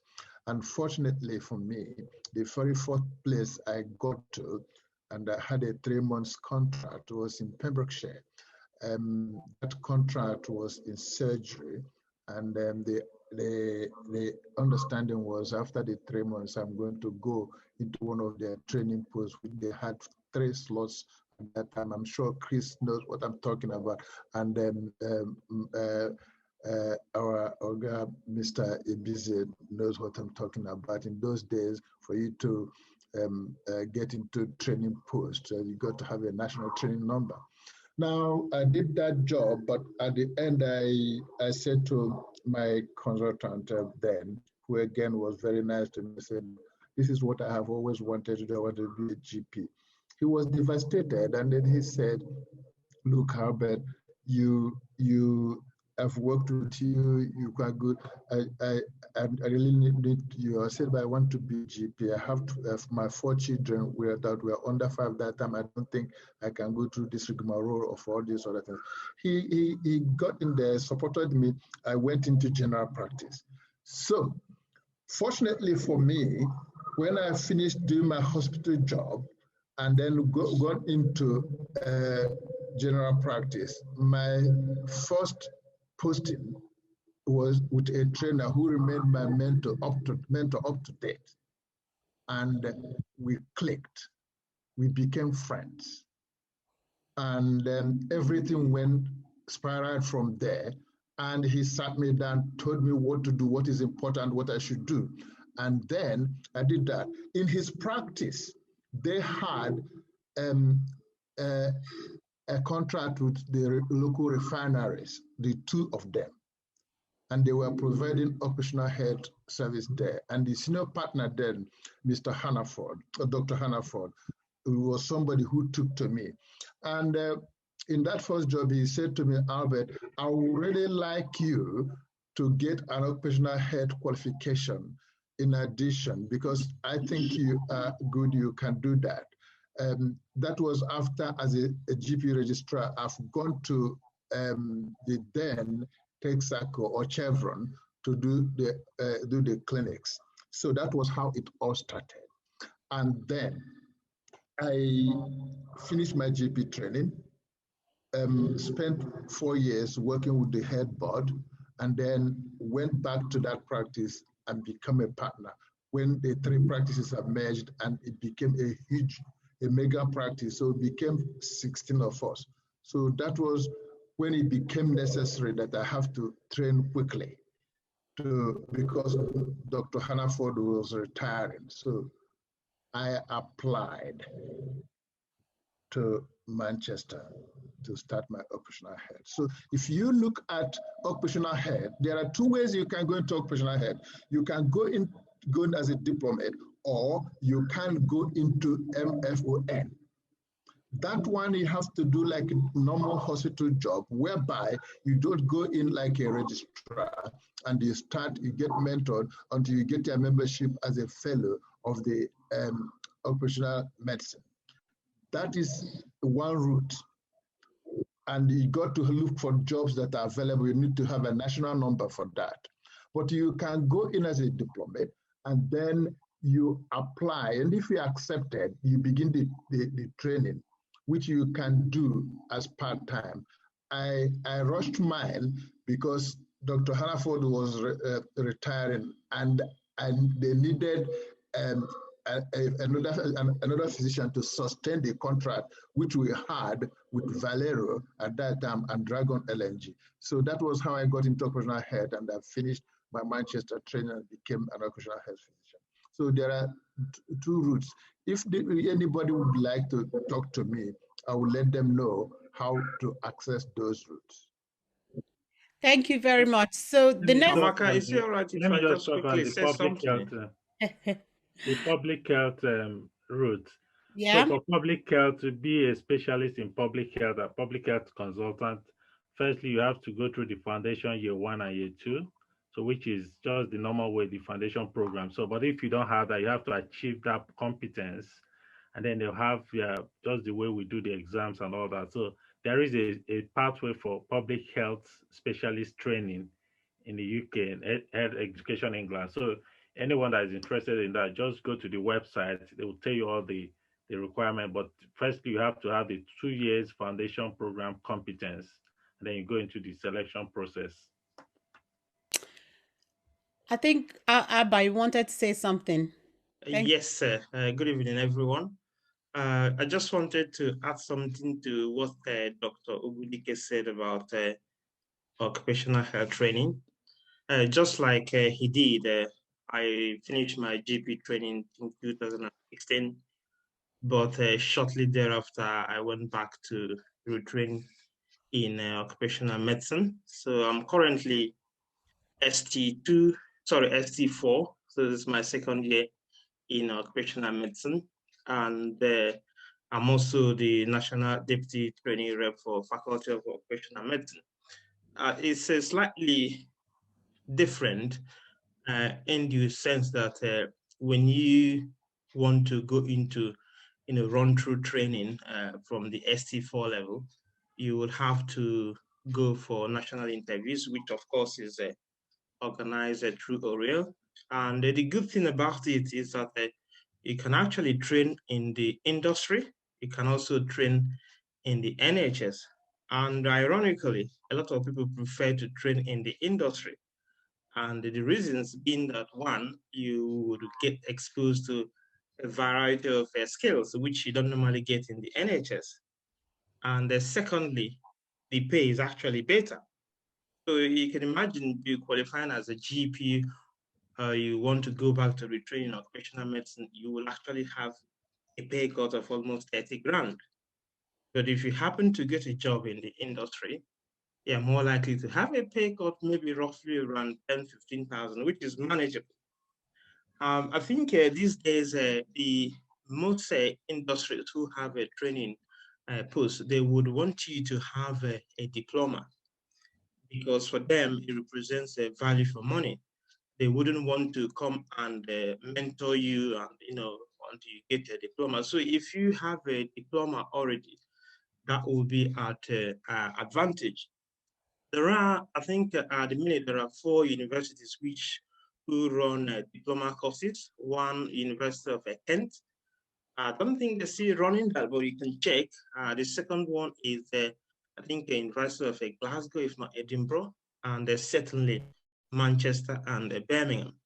If you do have a diploma from that, once you finish those 2 mandatory courses, then that is when you can then go and apply to see the exam with the faculty.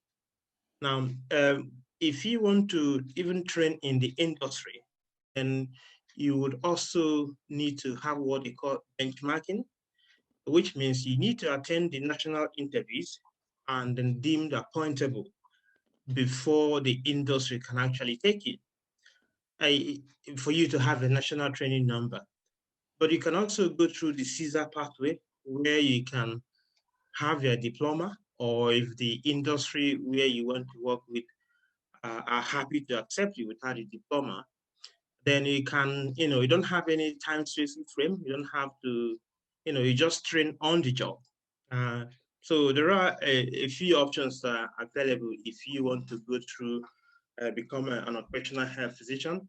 It's a long description, is a long process, but quite very concise. The basic thing is that you have to decide how do you want to go about it. The minimum requirement, if you are going to go for a training number, whether be it in the industry or in the NHS, is that you will need to have one of the medical diplomas, either MRC Psych, MRC GP, MRCP, MRCS, whatever it is, but you must have had one of the diplomas from any of the Royal Colleges. So that is a requirement for you to get into the training position, be it in the NHS or in the industry.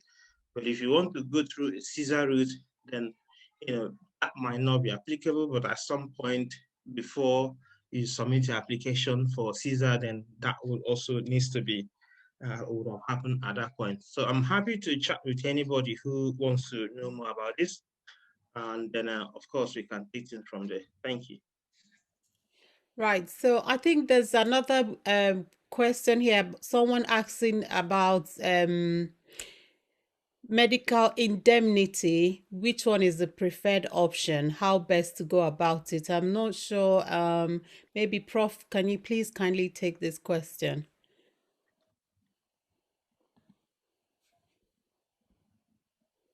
You have to unmute yourself, please. Yes, okay. Hello. Yes. Right. I don't know whether there's any good answer to this. I can only talk based on my experience. In the days when I was in the early days, you just had the MPS, the Medical Protection Society, and the Medical Defense Union. I don't think there was much to choose between them, and people either belong to one or the other. Now I know there are more players in the field who email people and provide, give you their terms and conditions.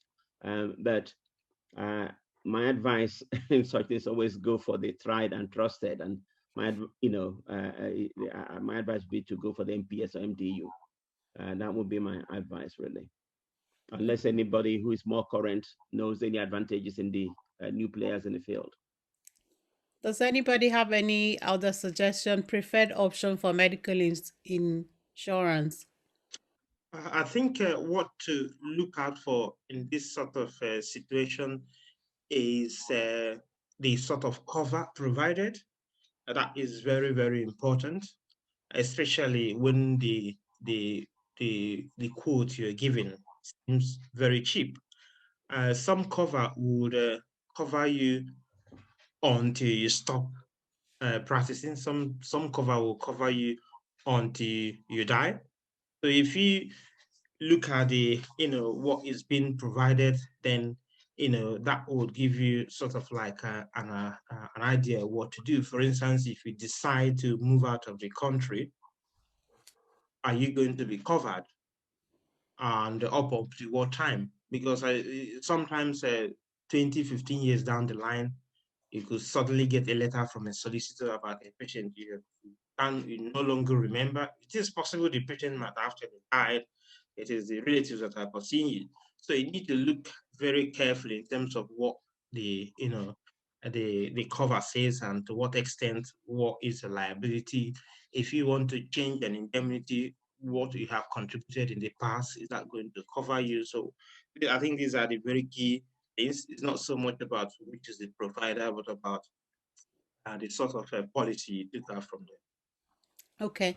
There's another question. How many months do you have to work as an SHO before you start GP training? I'm going to take that together with one more question about someone who's still in Nigeria and but done more of public health and just wondering how they can integrate that job. So integrate the public health that they've done because they're mainly getting clinical jobs here. And also some people having difficulties getting clinical attachments due to COVID. And I just want to take all the questions together relating to getting jobs because we're running out of time so that we can tackle them all at once. They're sort of similar. And then there's another one. My first job in UK, trust grade doctor, and I'm having problems. So we're going to, so Abba, if you could kindly paste the UNN YouTube channel page and Mansang contact details, how people can maybe able to get in touch with Mansang and talk about mentoring so that we don't have to waste time with those kind of questions. So is anybody able to take the question about how to get jobs? How many months do you have to work as an SHO before you can secure GP training? I'll just take the clinical attachment, GP training, and public health. So in Yeah. terms of recruitment, firstly, what is expected for you to, if you're trained in the UK, expect that you do your foundation year 1 and year 2 before you move into GP training. And if you're coming from Nigeria, depends on your level of how many years you've trained and all that. Even if you've done more years, we've done 3-4 years training. When you come in here, it's expected that you provide some competence that is equivalent to completion of foundation year 2. So wherever you've done, so it's not you can't say you're coming into the UK and then you go straight to GP training. Some people have done that before when we're training, when they had the modernizing medical career. Some people got GP training then in Nigeria, but things have changed now. So you have to demonstrate some competence at the level of FY2 for you to apply for a GP training. And of course, they have their exams, which you have to take go through the selection processes. Clinical attachment, you can get clinical attachment. That's not a problem now because we're getting people job direct from Nigeria without actually working in NHS. So the COVID has actually made job easier because people are being interviewed on Skype and they get job and they come over here. So there shouldn't be any problem with clinical attachment. So if you're struggling to get clinical attachment, just contact us at Mansard. We will arrange that. The public health, if you're doing public health, Please, if you're not speaking, I'm just going to unmute everyone apart from the speakers.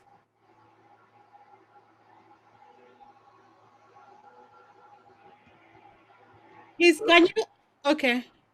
so if you're doing public health in Nigeria, it depends on, I would think that you're into community medicine because that's what it's called in Nigeria.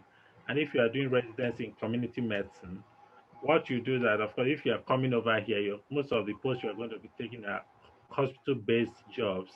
So what you need to do is to firstly get yourself competence in terms of the foundation training, core medical or surgical training, depending on the area you're looking at. And once you've gotten that, you have to work in a hospital setting, achieve those competence. Then you'll be able to do the membership exams. And you can now narrow down to doing a specialist training in public health. But you're likely going to be working mostly in hospital setting to achieve all you require the competence before you can progress to taking a career in public health as a specialist training. Can I add something with regards to how long you have to be in hospital before you go for GP training? Yeah. Is it possible? Yeah. Yeah. Chris has answered most of the question, but what I'll try to say to people here is a kind of advice. For you to work comfortably as a general practitioner in this country, my advice is that if you can, please do not rush that. And if you can get as much of hospital exposure to different specialties as possible, even if it is just taking up 6 months job in each specialty, please do that. I'm beginning to get worried about our people coming in direct from Nigeria, doing few months job, 6 months, 1 year, and then going into general practice training. The danger there is that you might run through that training, finish that 3 years, possibly pass your exams, and then you come into practice as a GP and it becomes a disaster. Somebody mentioned people coming into their first job and having such a terrible experience because they were interviewed with the CV they provided, and then they are given jobs which is beyond them. And I'm talking from experience. I know somebody who that happened, who was interviewed from Nigeria with all the things they wrote in the CV and everything. And that person was coming into this country to do a job equivalent to a registrar in Nigeria. And then that person gets in there and they find out that that person is not up to scratch. I'm not saying that their training is not good, but they haven't had the exposure, like Chris said, getting the relevant exposure and the competencies. And then you get there and you're going to take responsibility as a registrar. It has ended up as a disaster. So my advice is, if you're aiming to become a GP, and this is what worked for me, in running around to look for job when it was difficult, I did a whole range of things in surgery, in orthopedics and trauma, and it helped a lot. My exposure in orthopedics, in A&E, in trauma, in general surgery, and then I was lucky when I went to train as a GP. I was able to run off in general medicine, pediatrics, obs and gynae, which I didn't find useful up to date. But one important thing that I did in my GP training that I find extremely useful, that has helped me up to date, is having a 6-month psychiatric training. And when I did that, I'm not boasting, it actually armed me with such a solid base that has helped me up till now. And my advice to anybody coming from Nigeria is, please, please, please, no matter how you think becoming a GP will make you overcome all the difficulties, please do the job. I've just mentioned, and I gave it an example, how the transformation of my life went from any 30,000 per annum to any 95,000 per annum. It didn't come without the grinds. I paid the dues. I suffered for, survived on that money with my 4 children and all those things. But the most important thing is that you get all the competencies you need. Like Chris said, he's happy on it because he's an educator. And I'm sure Prof understand what I'm saying because I can see him nodding. You need to get these things in your portfolio because when you become a GP, as soon as you have the CCST, you have become like a consultant in primary care, like Prof and Chris and Amaka, you now make decision.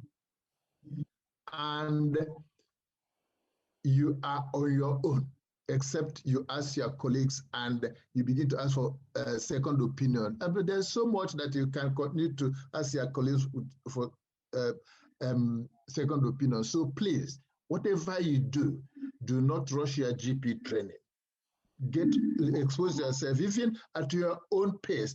In this country, most of the people I trained with in general practice, I know one of my colleagues, he had to go on to sit in ENT clinics because he didn't think he had experience there. So he was doing it on his own, at his own time. And a couple of such examples. So whatever you can do that and get those things. And like Chris said, record those things and get signed off as competencies you have completed. There's no cutting corners. There's no shortcut at all. Thank you very much. So there's a question here. I mean, it's open to the floor. Any of the speakers can take this one. Can someone throw more light on tax relief for exams and co?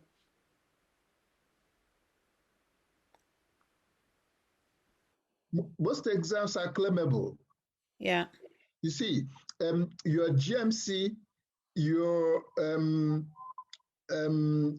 medical insurance, although most of the insurance now since last year, there has been this pooled insurance. I don't know, Chris, whether you agree with me, but the government came down and subsidized everything. Before that happened and before I left my practice in Pembrokeshire, I was paying 12,000 per annum as my premium. Well, until that happened and everything has come down now, I pay under 2,000 now because of all the things the MDU want to cover. But the government has taken over that because it was becoming so stressful to GPs. Now, everything you pay, including your GMC, your medical insurance, your BMA subscription, your subscription to a membership, to a professional body, all those things are claimable, but you need to put it through a tax accountant. If you haven't got one, then try to get one. For the junior doctors, it may not be necessary. You may be able to fill your tax return yourself. But since I've been a GP, I don't do those things. My accountant does that, but those things are claimable. Thank you. I think there's a lot of questions here on how people can access the next seminars, how to get mentors. The link for Mansang has been shared here. So if you go on the Mansang website, you will be able to get directions on how to get mentors. Also, if you contact the president, our president, Abba Malaki, or if you go to the UNN website or the UNN WhatsApp group, you'll be able to get further information on how to get information on the future seminars that we'll be having, and also there will be a recording of this on this seminar. So there's a question about tips on how to get NHS jobs. A lot of people have been applying with no headways. So is anybody able to take that, please? Let me just so the NHS jobs, of course, it depends on what kind of job you're talking about. But let's take it that you're looking for a training post, and one of the things that with training posts, there's a shortlisting criteria, and you have to meet up with those ones. So for you to attain, firstly, you have to get a good CV. Good CV doesn't mean that you have to cook up stories on your CV.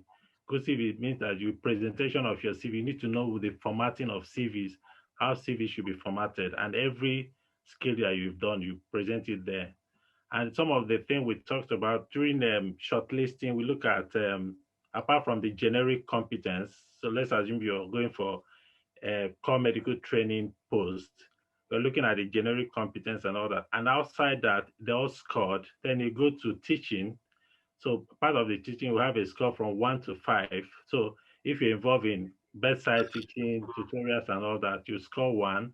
If you've got any teaching qualification like teach the teacher's course, you score 3. So that has its own scoring. Then you move on to audit.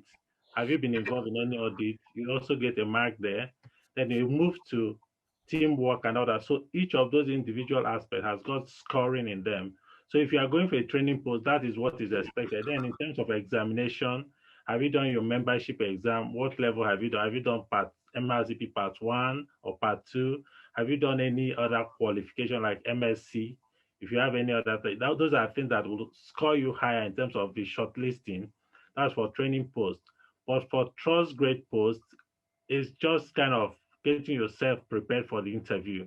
But most times we do conduct interview for people that are even in Nigeria and all that. But most of the question they ask is around, you just tell us about yourself, which you're just going to run through your CV. Then they talk about basic competence, and that was also about handling an acute cases. If you've done ALS or if you have such training. Can you mute everyone? There's the transfer. So if you're going for a trust grade post, firstly you have to make sure that you qualify for that post. They have their minimum requirement, they have the desired requirement. So if you have achieved that, then you also need to present yourself well in terms of your CV. If you are shortlisted, it's a different ball game.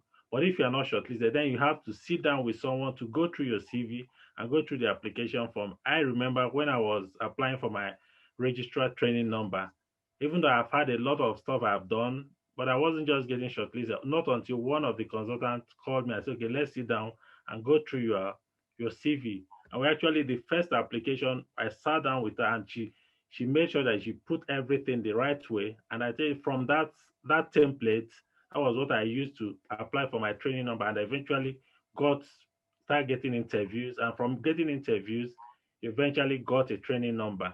But that's at a registrar level. So, but that is applicable. So if you're going for a program, a job that is competitive, then you need to put more effort in it. And you need to get someone that will help you to actually look at your application, look at your CV to make sure that you put in the right things there. But a lot of time, those are the things that are going to be based on to assess you. And if you are shortlisted, you have to prepare for the interview. Most often than not, we don't know who is going to get the job, but from your CV, it's okay, this person is a likely candidate. But if you perform well in the interview, that gives you a higher chance of getting the job. So apart from just being shortlisted, you have to prepare for the interview. And preparing for the interview is dependent on the kind of job you're looking for. But there's interview preparations courses all over the place, which you can also look at online to help you understand some of the questions that will be asking you on interview there. Yeah, sorry, just a quick one, please, Amaka. The person who asked this question, is there difficulty? Is it their difficulty in getting shortlisted, or is it the difficulty? Is there difficulty getting jobs after interview? There are two questions. So one is difficulty getting any NHS job, and one is difficulty getting training jobs. So there are two similar questions. Okay. Is that difficult in getting shortlisted for them or not getting the jobs after they've been interviewed? Not getting the jobs. After interview. Yeah. Okay. All right. Okay. I think in this case, like Chris said, and the prof said too, that those people need to quickly find a mentor in amongst us who would probably go through their interview techniques. It is important that the people who are experienced, and Chris and Prof, I'm sure you are experiencing it, you've been interviewing people, you can go through their interview technique and let them know what to do and what not to do. I'll give you an example. My first interview in this country, I actually went with a shirt and trouser. And I don't know what you think, Chris, but after the interview, one of the consultants called me and said, this is not something you do in this country. Under no circumstances do you go into interview with a shirt and trouser. You have to find yourself a decent suit. So all these are the little things that matters. Their mannerism, everything, they count. So please, they should try to find somebody to talk to them about interview technique. And just on a sideline, I forgot to say that, please, for all of you coming into this country to start a job in the NHS, please, please, please do not forget to sign into NHS pension.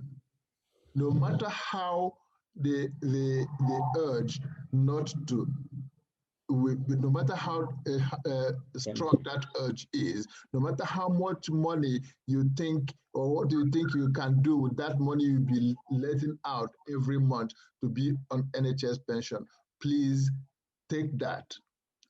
And some people, some organizations will want to give you a job and want to craftily overlook that. Please make sure that you go through it and make sure that you are signing on to NHS pension. I will leave it at that. If anybody wants to talk to me about it, I'm quite happy to take the question privately on why you have to be on NHS pension. Thank you. So the people that ask the question, if they can send an email to MASAG, I'll be able to follow them up and just see how we can support them in their job search. So I think we're running out of time. I would like to respect the time of our speakers. There's a lot of questions here, very, very important questions. So I'm not sure. I mean, we're really 30 minutes out of time now. So we're happy for you to contact us, email us, send to Mansang, send to UNN President, send to any of the speakers here, and we can chat to you one-on-one. There's a lot of questions here about mentoring. There's a lot of questions here about e-portfolio. I think definitely we need to do something about e-portfolio here.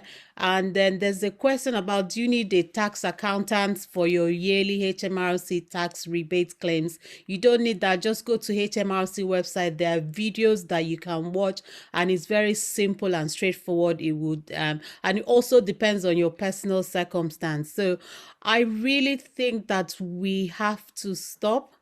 I'm not sure what everybody thinks, but I just feel like we're really gone way above the time.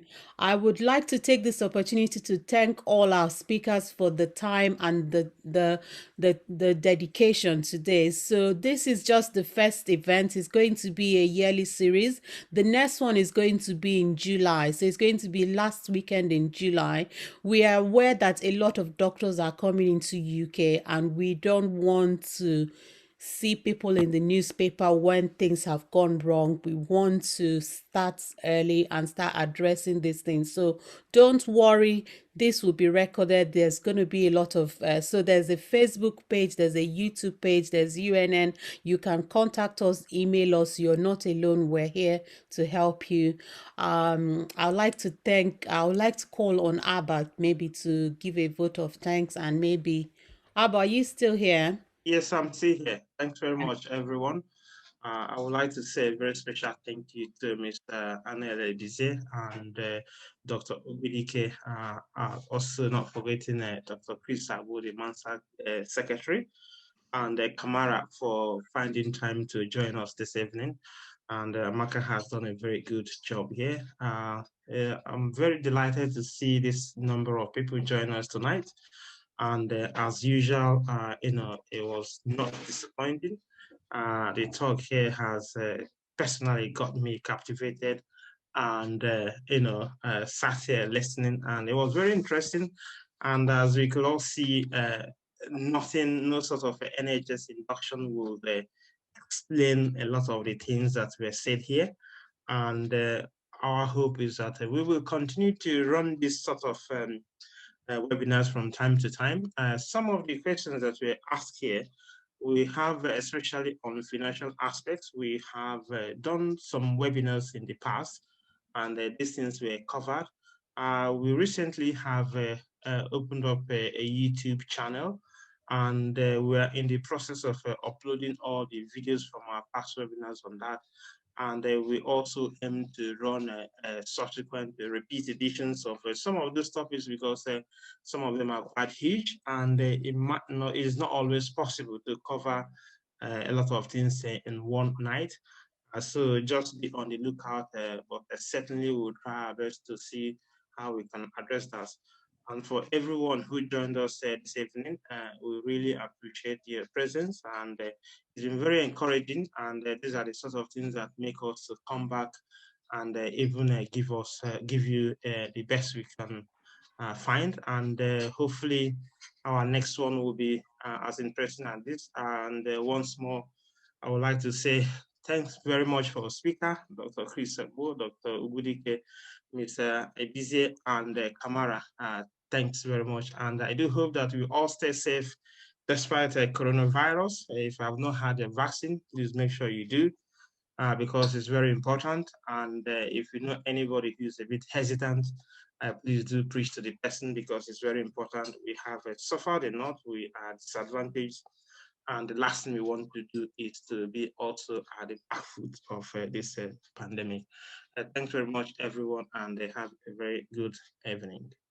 But just before we close, what's the YouTube channel? There's all the. The YouTube channel, we just opened it recently, so there's quite a backlog of video.